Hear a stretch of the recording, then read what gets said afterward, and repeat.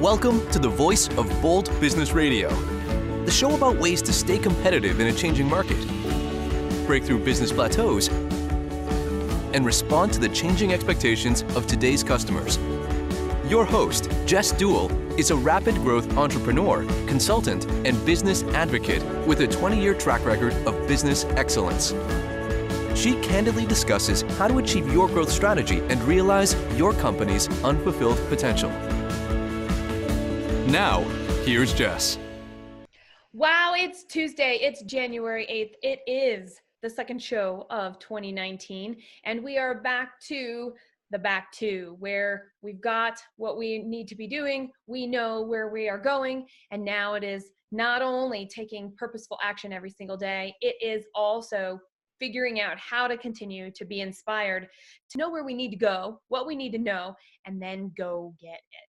You're in the right place for conversations about current needs that we as business leaders face regarding technology, customer expectations, and quickly changing markets. This program is about what it means to reach our short-term goals and increase confidence in long-term positioning. Program 195 is titled Pursuit of Inspiration Through Lifelong Learning. How do we use the experiences that we have, both the ones we seek out and the ones that are unexpected along the way, to build our capacity? Joe Pepper is a financial educator and mentor. As well as being third-generation native to Colorado, he was raised on the poor side of the tracks. He began studying people at an early age, 15 years old, looking for life happiness and self-improvement, and he began reading book after book after book to learn. He built 3 businesses from the ground up. The last one became the 5th largest in Colorado in the construction and manufacturing field. I tell you what, we have oodles of inspiration to talk about today. And today, Joe is continuing an endeavor that began 18 years ago. He provides financial education in 7 states and is continuing to expand to more states. Now, financial literacy is incredibly important. And what I know Joe has learned here and there from all of our conversations is that there's always more to learn, right, Joe?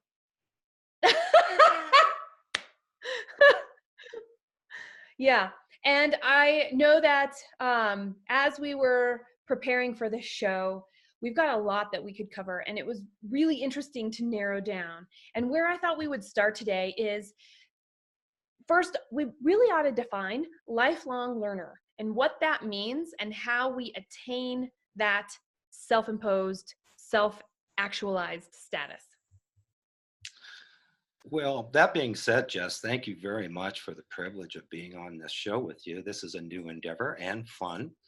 And, what does it mean to be a lifelong learner? Honestly, I think that's different for each person, depending on your life experiences and what you've been through and the pluses and the minuses that we have experienced in our walk here. But I just believe that there's an innate desire for people to be good. You know what I mean? When we have children, we're raising them. We don't have to teach a child how to be bad. They figure that out all on their own. Truth.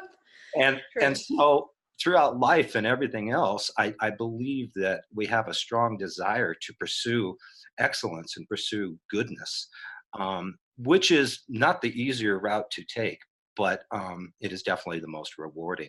So lifelong learners, I think it just becomes from a desire of wanting more, betterment of life, not settling for the status quo, knowing how to define what you want. And unfortunately, I think this is where one of the major first steps that people can take, that the more you can define what you want, the more likely you're going to be able to get there. But you've got to know the goalpost. You've got to know what the end game looks like. And most people can't explain what they want in 30 seconds or less. And I think that's really where it all begins. A good summary with a lot of places that I could totally take a tangent right now with you. And sticking with the concept that going for the good is not an easy road, and knowing the goalpost to know where you're going, they tend to go hand in hand, because sometimes we don't know where the goalpost is. Sometimes we don't even know what that would look like. And we just start taking action, which is fine, as long as we stop to find out, is this actually finding a goalpost that we're working toward, or is this just a journey that we're on to have a journey to be on? And I think there's a big difference in that capacity. So when you think about goalposts, right? So we're lifelong learners. We're in the pursuit of more knowledge. We have things that we are working toward every single day, personally and professionally. How do we know what our goalposts really are? And are they far enough away?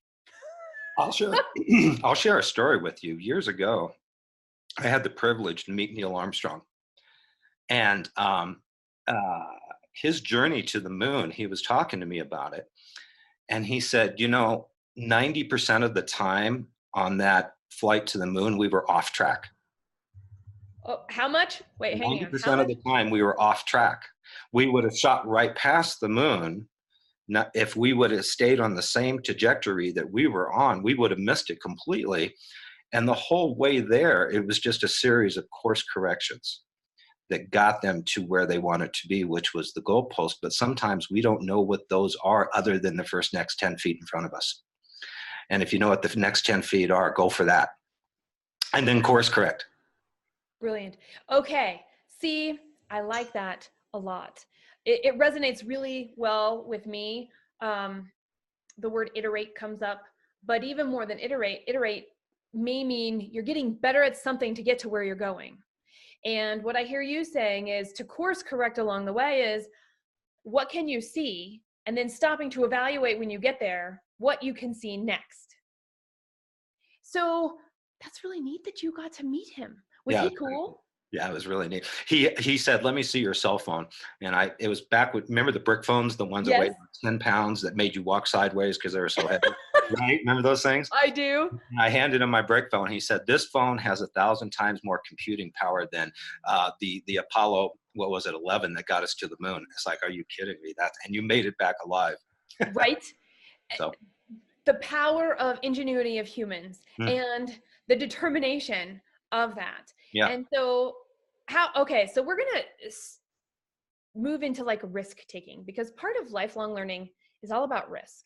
It's about our willingness to be uncomfortable, to be sitting in uncomfortable, and understanding that it's not going to stay that way, but we're going to be there for however long we choose to, or must be there to get the experience that we need.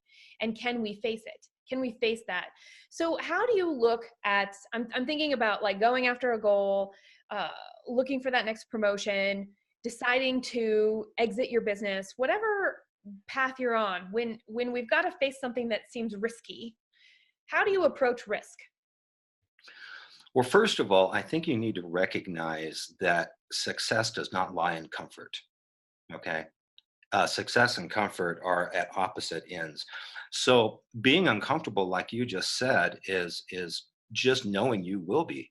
And most often, I believe personally, the more uncomfortable I make myself and push myself into areas where I know I am weak and I need to improve, there lies gold nuggets, and there lies things that are going to help me in the pursuit of my happiness. And I believe that's true throughout, because in life, I think the storm is either right over you and it's dumping on you, right? And it's just pounding you, or the storm's leaving, or the storm's about ready to show up. Be ready. It could be any of the above. Oh, man.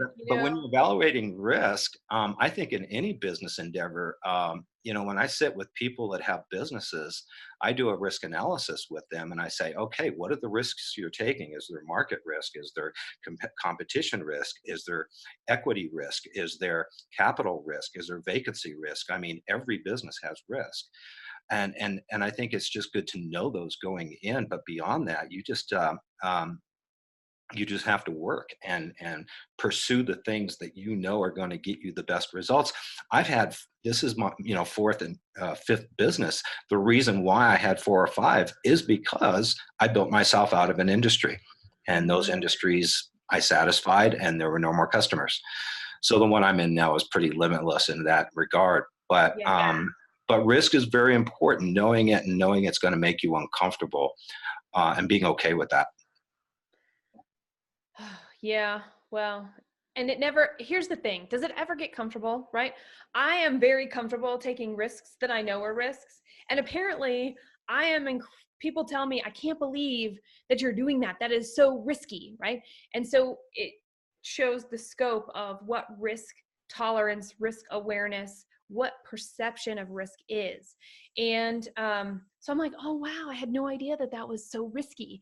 And then you look at it and it's like, oh, I guess it is. I guess it is. I just feel more confident there. I feel more, this or that. And we all have those. People will, I know you do. Is there something that you didn't think was risky and somebody goes, I can't believe you're doing what you're doing? Of course. Yeah, of course. Jess, I believe that the challenges that we are thrown in life are meant to help us grow. I'm a musician and have been my entire life, but it doesn't pay very well. So I finance my my habit of music through my profession. But most people, there's a statistic out there that 85 to 90% of the songs out there are written in times of valleys or depression. That's right. So if we didn't have times that gave us need or want or desire, we wouldn't have the music, most of the music we listen to today. And those are times when you can learn and be creative. It's like, I look at the Great Depression. One of my favorite books is Think and Grow Rich. I just think it's a phenomenal book, unbelievable book. Principles or universal principles are in there. But when you look at the Great Depression, most of those that came out of that were so uber successful were forced into that situation because of need. And they were forced to be creative. And look what happened.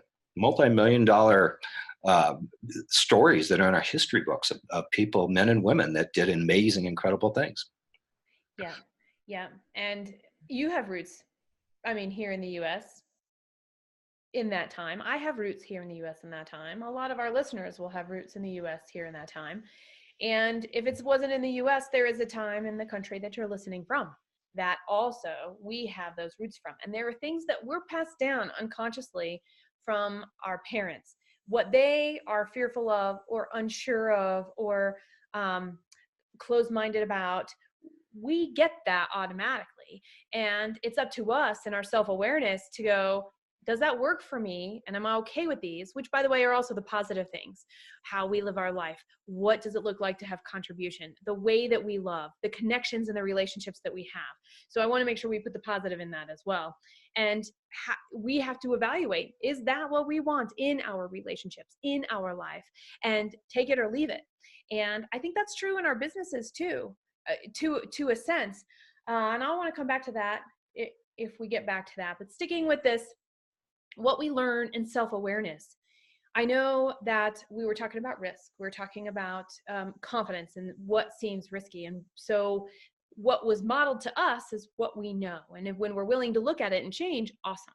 Well, one of the things that we have to look at and change is be really aware of our reaction to money of any kind, taking out a loan for our business, quitting our job to go start that new business that we wanted, leaving a company that we're passionate about because there's a growth opportunity that we're also passionate about. And all of those things that touch our financial side, whether it be somebody else's money that we're responsible for, our money in a business, or our money in our personal lives to make all this other stuff happen. So what is your experience around that? What we get passed down in our awareness around literacy of money? It's a great question. For me personally, I don't know about everyone that's listening to this, but God bless my folks. I was not born into a family. My parents did not know a lot about money. Consequently, they weren't able to teach me. Most of the conversations when I grew up at our kitchen table around money was what we couldn't do. We were raised on the poor side of the tracks, and that was fine. I started working at a very young age. But if you weren't blessed with parents that taught you about money, are they teaching financial literacy in high school? No. College? No. But it controls every area of our life. And sadly, there's only 6 states in the United States that require a financial education, K through 12. And the one I live in, Colorado, is not one of them. And there are financial principles that used to be in our curriculum prior to 1930. And I've got school books on my shelf at my house that talks about these financial principles. Every single one of them was deliberately moved in the 1930s, and it has not served our country and our families well. And so what I do and what I teach is those principles because they are liberating. And eighth graders back in pre-1930 knew more about money than our college graduates do today, and that's very unfortunate. Holy cow. Give us an example. I mean, is this just because we are in a world of paperless money, right? We're all carrying around plastic. That's what a lot of kids are learning how to spend money on, and they may or may not actually be reconciling and adding and subtracting and being there's no conscious distinction, I think, between the plastic and the actual money that's in the bank or some of those other things. Is that one of them, or would you say it would be something different? No, I agree with that. But it's the influence and the power of money and the respect of money. Okay, because a lot of people do not respect it because as you go up and you put in the card, the funny story of when the child says, "What do you mean, Mom? We can't get that. You still have checks available in your checkbook," right? They think it's just an endless supply. But Albert Einstein said compound interest is one of the most powerful forces in the universe. I mean, he's a pretty smart dude. And one of the best ways, he said, to explain the power of compound interest is through what's called the rule of 72. And this is one of those concepts that used to be in our school books that was stripped and removed. And, later in the show, I know you're going to mention my website, but there's a video on that, the rule of 72. It used to be in our school books. It's powerful. I've had a conversation with one of the chancellors here at the major universities here in Colorado. And she said, my students cannot focus on their academics because they are so riddled in debt in college. They're so stressed. They don't know what to do with their debt load. That's a problem. And so the respect of money, the concept of money, the power of compound interest, loss in taxes, all of those things go into the mentality of money. And you said something a little bit ago that's absolutely accurate, Jess, is we adopt so much from our parents, right? Our thinking about money and really the mentality around money is not always pristine in how we look at it. Money's evil, money's hard to keep. Whatever our thoughts are and whatever our inner voices are about money typically sets the stage on how we are going to be successful with it. And with any skill. And so when we think about the pursuit of inspiration through lifelong learning, here we have, you were talking about college students that can't even focus on their studies because of their debt. Well, that is an experience that is going to shape the rest of their lives. How they look at acquiring a position, are they going to make their own? Are they going to go down a path that you and I were modeled, which is, I think, still changing, but is still out there, where you graduate, you have this path, you do this step, and then you do this step, and then you do this step. And even though our world is changing immensely, there's safety in there, and it comes back to that risk. And so it makes me wonder, I'm even thinking about, now I'm thinking about business professionals, because we've set the stage with everything that happens behind the scenes, and we might be early in our career facing that debt. We might be farther along in our career path, mid-career, late career, and we still have to face things like debt personally. And it changes the way we look at what our options are externally and what we are willing to jump forward to and what we are willing to continue to go forward to and learn. And so when you are working with people and they are, and they've got a heavy load, whatever that heavy load is, how do you help them shift that perspective so that even though the heavy load is there, they can be inspired to take a step to get to a new mindset?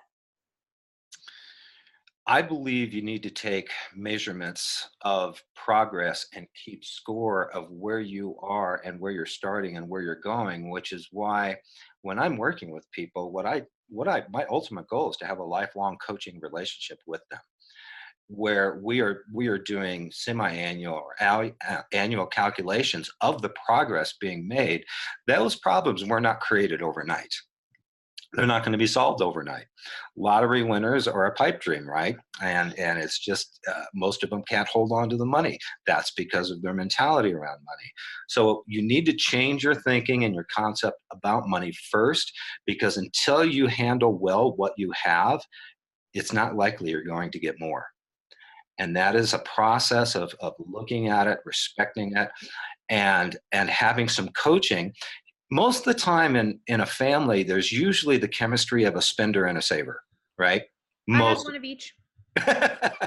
most of the time. And Sometimes I also had a kind of a hybrid, save to spend. save. Oh, there you go. Save to spend. Okay. Right. Well, that's good. It's better than going credit, right? And then sometimes you have a relationship where there's two spenders, and that's a lot of fireworks oftentimes. There's other times you have two savers that don't know how to have fun. And every one of those situations, somebody who could be an external coach can be very advantageous to help them guide through those waters. Um, even people in the financial services industry as a whole each have a mentor. There's a reason for that, because we are emotional about our money. We treat it emotionally, and we have so much wrapped around that. It is very powerful to have an outside person look at that and say, have you considered? And look at this as an option. And here's a direction that you could go. My grandmother, when she was very old, came and lived with me, and she had never made over $20,000 a year in her entire life. But just one day, her bank statement was sitting on the kitchen table, and I was in awe about how much money she had saved. And I asked her, I said, Grandma, how'd you do that? She says, well, it was kind of cute. She said, I lived more simply, so later I could simply live. Wow. Pretty That's powerful. very thoughtful.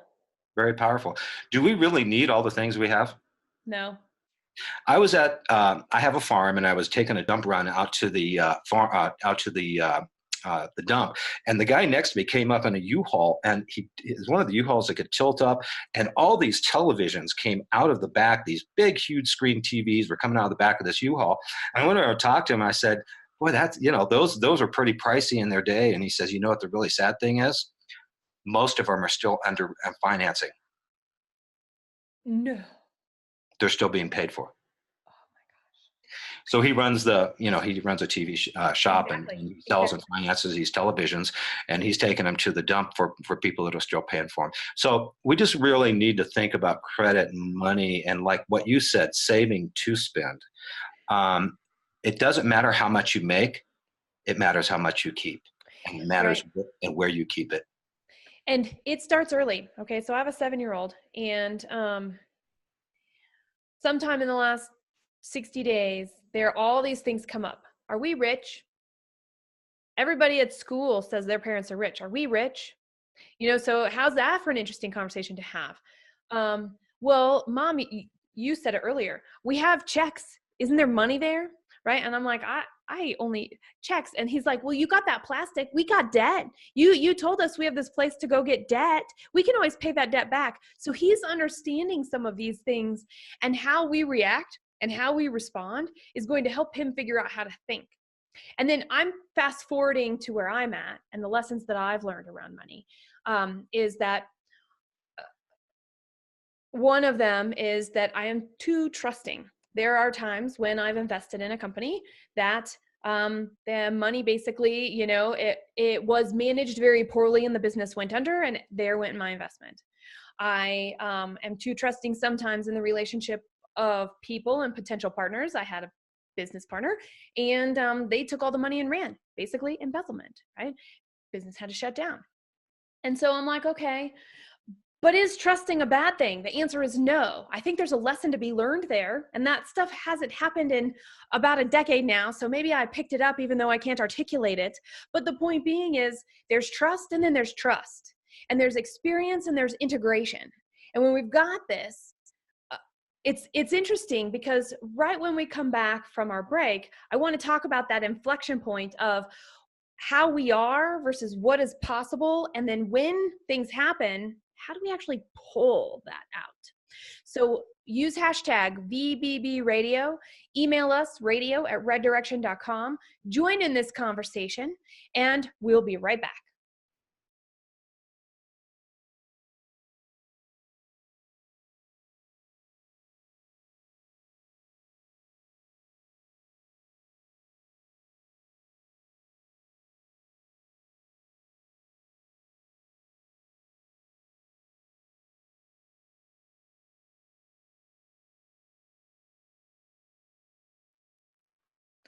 This is program 195, Pursuit of Inspiration Through Lifelong Learning. And our special guest today is Joe Pepper, financial educator and mentor. See, I don't know what it is. You must not be that in my brain because, Joe, I can't say financial educator and mentor. That first thing, it's tripped me up twice now today. Who knows? Yeah. I'm going to just go with it and be like, you're this cool dude who has all of this experience and we get to learn from it on so many levels with this focus on financial literacy today, as well as how you and I and our audience learns from our experiences. So going back to that, what do you think about that? That inflection of these stories that we have, these experiences that we get, and what we actually do with them. There's that inflection point of, can we leverage it and make a difference, or do we let it pass by and miss an opportunity? Well, I think that has to be obviously analyzed. There was my first 3 businesses, I had no mentor. I had no one to bounce ideas off of. I believe you should always have somebody who's more successful than you that you're following. Okay. I think that is paramount. Not the same level of you, not as achieved as you are. I think you need to have someone in your life that has tasted success and you bounce ideas off of, so you're not I've made some big mistakes in my life with my companies and the different things, but I had no one to talk to about that. And so I think that's really important, Jess. You got to have some, you need to have a trusted someone who is not financially invested in you. Does that make sense? It makes complete sense. And it also, I also think it can't be your family, because your family or your super close friends want to do what's best for you. And of course, that's a protection mechanism from their influence. Right. Yeah. Well, and here's the thing. Family will always take the opposite side. I love that. That's their job. Tell us more about that. I'm like, I don't think I've ever heard it put quite that way, Joe. If you go interview with a company and they say, oh, I just interviewed with a company that said I can work, 30 hours a week and I make $100,000 part-time. What's your family going to say? Right? Yeah. They're going to say, run. Yeah. It can't be true. It's not true. But what if you went to your family and said, okay, I interviewed with a company that said I can make $100,000 part-time working 30 hours a week. And they said, I'm not good enough. I don't qualify. They're going to say, of course you're good enough. You do qualify. Come on. Give me their number. We're going to go beat them up. Exactly. Right? So that's, exactly. So with family, just expect they're going to, and that's what they love you. That's what they're doing. They're just trying to protect you. Which is fair. And we need to, and when we realize that, there is no bad feelings that can come from that. We're receiving their love and the way that they can give it to us. And sometimes it's in line with what we think love is, and sometimes it's not. Which, by the way, going all the way back to the very beginning, the kids are good and they figure out how to be bad. I think that's there too. I think it's really there too. And that's where my trust is. I go back to that. Everybody, there's good in everybody. Good in everybody. Oh, I agree. When you find that, that's great. Here, we have a couple of audience questions. Some of these have come by email. Some of these are using hashtag VBB radio. The first one is from Marty. What are resources where we can find materials that, as business people and for our kids too, can help us with our financial literacy? Well, my website has a pretty exhaustive resource. It also gives many documentation of Gallup studies and things like that. I think that if you just read some of the things that have to do with those that have been, I read about coaches and I read about people that have been successful. When you put your head inside of a book of somebody who's achieved that success, I think you're going to glean things from it. So as Jess said, I've been reading self-improvement books since I was very young, when I was 15. I didn't know what right was. I didn't know what good was. I had to find that out for myself. And there's plenty of resources out there, if I'm answering your question. You are. This is exactly perfect. We actually have we have another one about kids and stuff too. So keep going. Sure, absolutely. Well, okay. Did you want to say another question or? Yeah, here it is. Okay. Okay, so we're going to just stick on this roll. Okay. This is from Scott. Can you describe the financial differences for a 19-year-old today who is financially savvy with one who isn't and doesn't care so same time, different age, at 35 or 65? Great question, by the way. We all are surrounded by people that are examples of that very question. I believe personally, exposure and defining moments in lives can make a difference. For my kids, let me share with you what I did.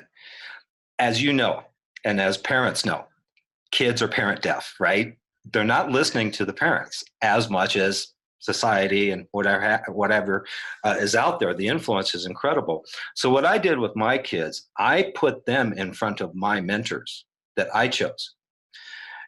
If they said it, it was an epiphany. If I said it, it fell on deaf ears. And they came back and says, "Oh my God, Dad, did you hear what he said? Did you hear what she said?" I think exposure is huge, but I also think it's good to see the outcomes of both paths.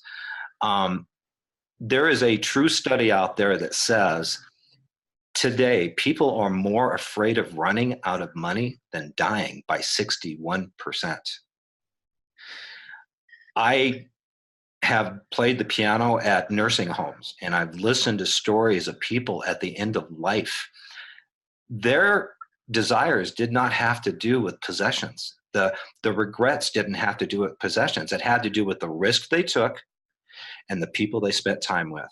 Those were the two biggest things you hear. Go ask them.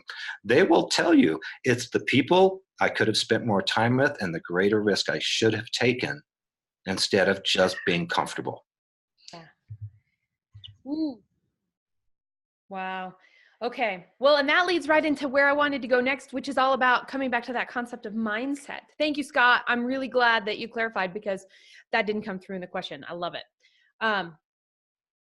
When we're thinking, because now we're talking mindset of this look back and this regret, and we want to be where we're at right now and look forward and live and reduce regret, minimize that, maybe even get to the point where from this moment to the rest of our life, we don't have any more regret for those of us that have some regret in our past. So what are some mindset related things do you think really come into play here around, and I'm going to call it the lifelong learning mindset, right? What are the things that are key to lifelong learning that help us when we really embrace it, be right here and move forward with no regret? I think life experiences and the things that we have gone through that are the negatives, that are the painful things are tuition. It's like the tuition we pay to be able to make better decisions. But it all comes in the self-evaluation of what did I do wrong? What can I do better? And what is my role model? And where am I getting my information to become a better me, a better decision maker, Right. a better responsible person with the money God has given me, and how I can benefit myself and others with it. You know, if you believe in the good book, there's a parable, and the one that was condemned was the one that put his money and buried it, and the one that was praised the most was the one that got the greatest return. Right. You know, and so I think there's incredible lessons there. I believe we are stewards of what God has given us, and the more we are responsible with that stewardship, the more we're going to receive. Ooh, I'm telling you. Thank you for saying that because, you know, right before the show, we were talking about how big I'm stretching this year. Yes. And it's only January 8th. And it's going to continue to expand and maybe feel like compression at the same time all the way through the first quarter, maybe the second quarter. And I'm like, okay, am I really ready for this? And the answer is yes. And what I noticed when I say yes is that I can get caught up in some of the details. So being able to take a step back and go, what are the things to keep this a yes? And what are the things that can keep this fun? And what are the things that can keep the momentum going, regardless of how scared I might be at any moment, right? So here I'm thinking about all of these things, and that's to read. I'm an avid reader. I'm reading a book right now called Ego is the Enemy. I'm reading a book right now called, it's actually it's actually about student learned, right? So when we're setting up things as coaches or as mentors within our organization, or Girl Scout and Boy Scout leaders for that matter, whatever role we have, how do we show up to learn and the learner show up to learn, right? The teacher learns and the learner learns, and it grows together. So I find that concept fascinating. And I think I asked a question in there, but I can't remember what it was, Joe. Well, you know, Jess, here's the thing. And I believe the world is starving for leadership. Yes, We I would need agree. more leaders. I mean, Leaders that can get results. leaders that can get results, leaders that are reading, leaders that are wanting. I believe the reason why most people don't get more out of life is because they don't ask for it. Right. When we're kids, when you have kids, how prolific are they at asking questions? They never stop. Yeah, right. There's recoil when you Have you think ever about it. have you ever watched another parent and the kids are just, can I have it? Can I have it? Can I have it? And you see the parent break down. Fine, Yep, that's right. got it. That was an exercise of training the parent. Yes. But then, okay, so here's a question I like to ask. When you were graduating high school, Uh-huh. what was your outlook of the world? Oh, okay. So my outlook of the world was, thank God, here I go. I know that I will be watched over, and anything that happens, I can always go home. Did you feel like the world is an opportunity? Yes. And I think it felt like an opportunity because, okay, how can I say this? Because I am who I am today because of my family, but I always was like, this is, I can't live this way. And so it was the love-hate of, this really does not work for me. And I can't wait because I know there's something out there that will work for me. I just have to figure out who me is. Here I go. We look at the world when we're graduating high school most of the time as somewhere we want to go. Yeah. We believe we're, for the most of it, invincible. We can overcome. Rules don't matter. We can beat the system, right? Oh, I don't know if I ever thought I could beat the system, but I sure did think I could exist and succeed in spite of it. Well, let's fast forward. Let's fast forward another 10, 20, 30 years. Yeah. Where's our mentality of the world? The same. For me, it's the same. For you, it's the same, and that's because you've taken a leadership role, and there people are drawn to this, and there's so many wonderful, awesome people out there that really should be mentoring more people because they have done incredible things, and people desire to follow somebody, to be a part of something. You know, you've got a following on your radio, on this show, and what are you doing? Why? Because you're delivering value. You're bringing value into people's lives, right?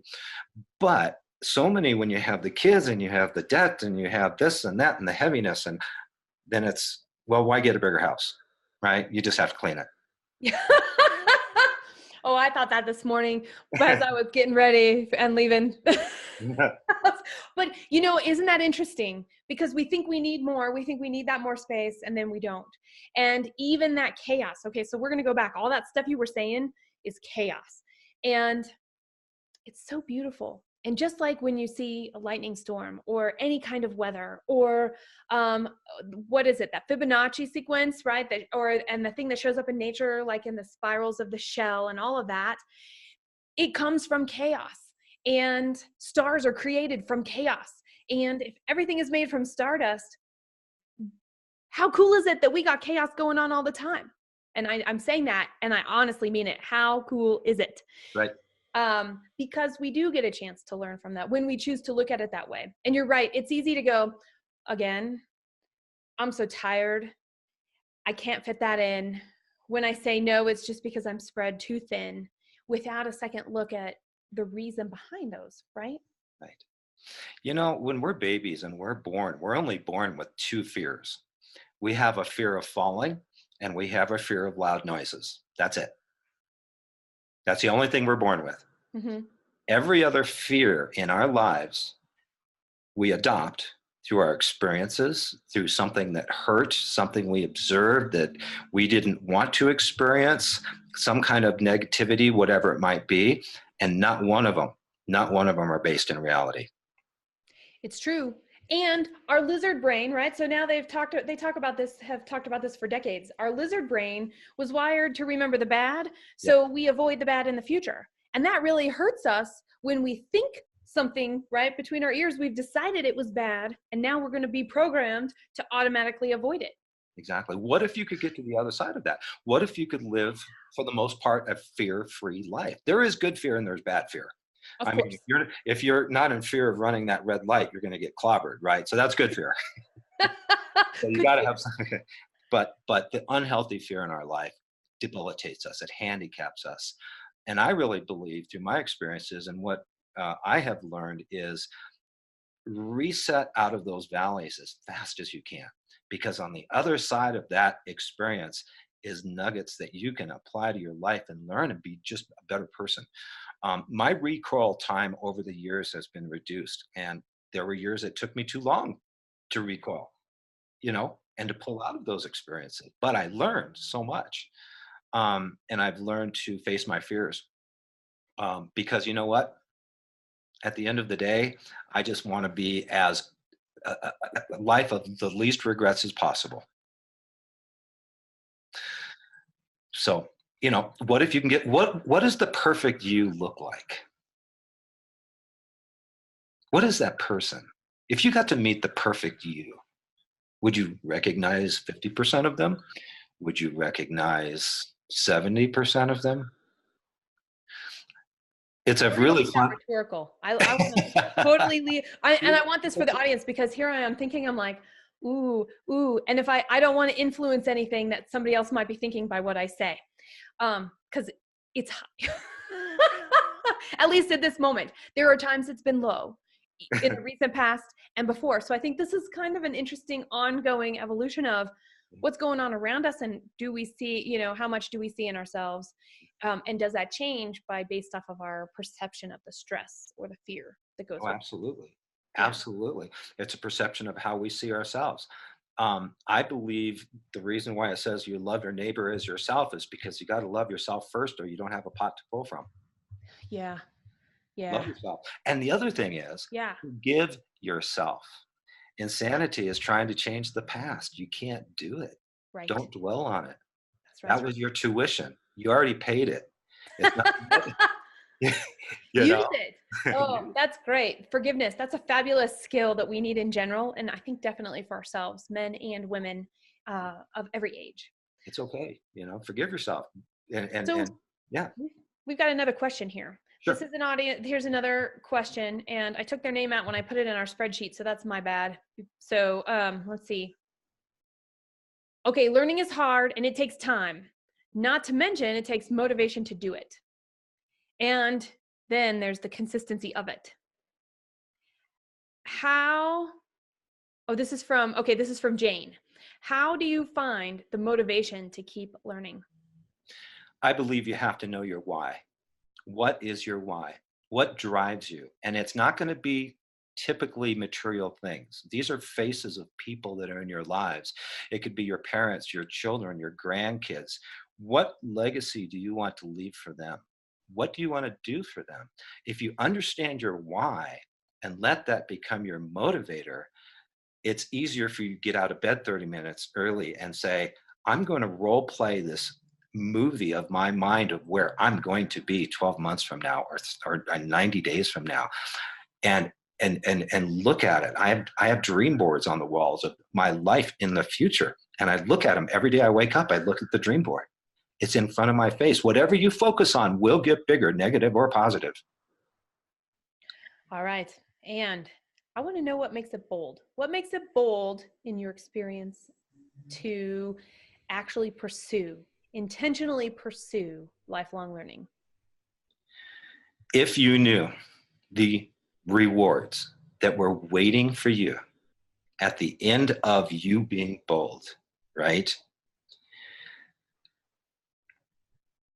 If you were the best you would astound yourself. You would astound yourself. What does perfect us look like? Be bold. You know what? What do you have to lose? right? I mean, don't worry about the approval of others. Love yourself, forgive yourself. Go out and do something extraordinary with your life. And money evolves around everything we do, but when you do extraordinary things with your life, you become that attraction. We've all heard about the law of attraction, right? When you walk into a room and you've got that vibrant person that's just vibrating at that higher level, everybody wants to talk to them.